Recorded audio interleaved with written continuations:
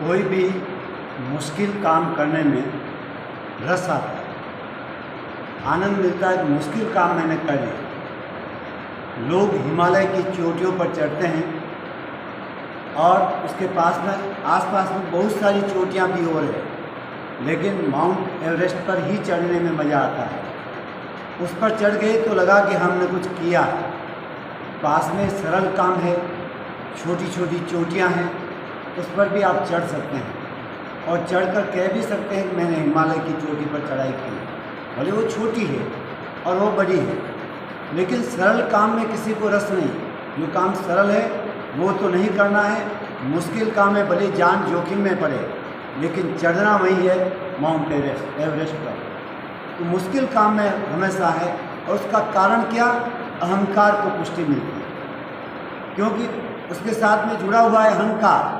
अगर अहंकार न रहे तो फिर परमात्मा सीधा हमारे पास है। परमात्मा पाना बड़ा कठिन नहीं है, लेकिन एक अहंकार जो अगर हमारा मिट जाए तो परमात्मा नज़दीक है, द्वार खुले हैं, हमारे भीतर है। लेकिन अहंकार बीच में बाधित बन जाता है, हमें परमात्मा को पाने नहीं देता, जबकि बहुत सरल काम है। लेकिन हमको कोई बताया नहीं परमात्मा पाना बड़ा मुश्किल है, तुम ये करोगे, तपस्याएं करोगे, वो करोगे, तब परमात्मा मिलेगा। तो हमें वो मार्ग अच्छा लगता है कि हम भी कोई अच्छा ऐसा तप करें, वो करें, ताकि परमात्मा मिल जाए और लोग भी कहें कि इन्होंने इतना तप किया था, जब जाकर ये थोड़ा ऊंचा पहुँचे। तो ये अहंकार की पुष्टि ही है, वो न तप काम का है न कुछ है, क्योंकि उसको परमात्मा मिलने वाला नहीं, अहंकार के लिए वो कर रहा है। एक राजा, उसका मंत्री मर गया और उस राज्य में रिवाज था कि जब तक बुद्धिमान व्यक्ति न मिले तब तक मंत्री न बनाए, और उसकी खोज प्रारंभ हो गई। महीने 2 महीने में काफ़ी लोगों ने फार्म भरे बुद्धिमानी के, हम बुद्धिमान हैं, हमें मंत्री बना दो, और बहुत से लोगों का चयन भी हुआ। अब उसमें से परीक्षाएं होने लगी और एक एक करके आउट होने लगे। अब 3 व्यक्ति बचे हैं।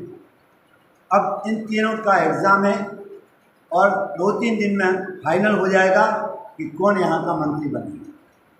उनके लिए पहेली भी बना दी गई है, बाजार के गलियारों में चिपका भी दिए गए पोस्टर, ऐसी ऐसी पहेली आने वाली है। एक ताला बनाया गया है, उस पर कुछ चिन्ह बनाए गए हैं और कहा गया कि जो इस पहेली को हल कर लेगा वो यहाँ का मंत्री बनेगा।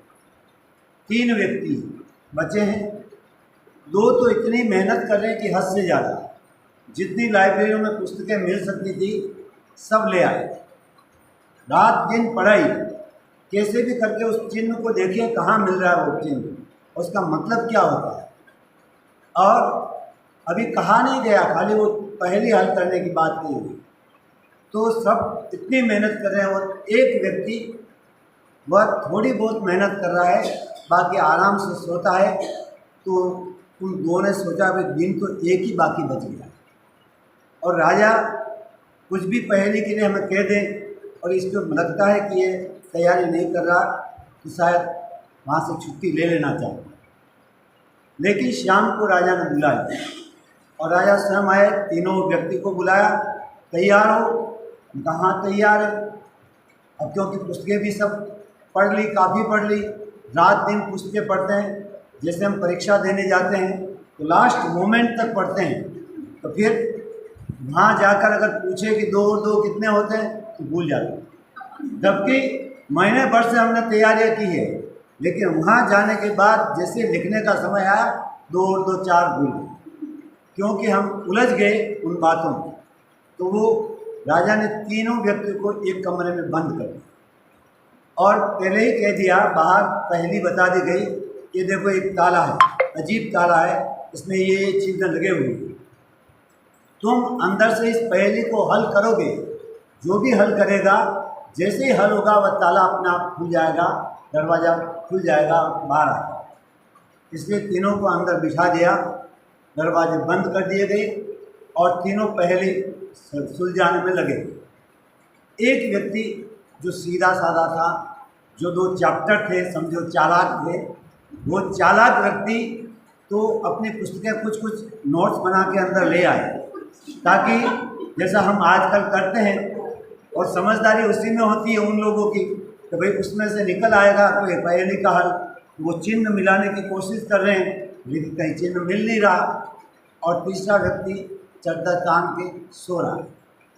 तो उसने दोनों ने कहा क्या भाई तुम छोड़ रहे हो, क्या बात है? उन्होंने कहा भाई तुम अपना काम करो, मैं अपना काम कर रहा हूँ, मुझे मौन हो जाना है और मुझे समाधान मौन में खोजना है, तुम अपने काम में खोजो। तो रात भर मेहनत कर रहे और सुबह होने आ गई, वो रात भर सो नहीं पाए दोनों व्यक्ति, ये आराम से नींद में सो रहा है। और मौन होते ही इसने विचार किया इस पहले में कोई न कोई बात तो जरूर है, क्योंकि राजा ने जो पहेली बुझाई है वह पहेली हल करनी है, और बात तो जरूर है कि बाहर ताला लगा हो और अंदर से कैसे खुल जाए। तो वो दो व्यक्ति तो उसमें उलझे रहे। सुबह के 7 बज गए और ये व्यक्ति धीरे से उठा, दरवाजे को हल्का सा ऐसा खोलने की कोशिश की, खुल गया और बाहर निकल गया और जाकर सीधा राजा के पास पहुंचा कि मैंने पहले ही कर दी।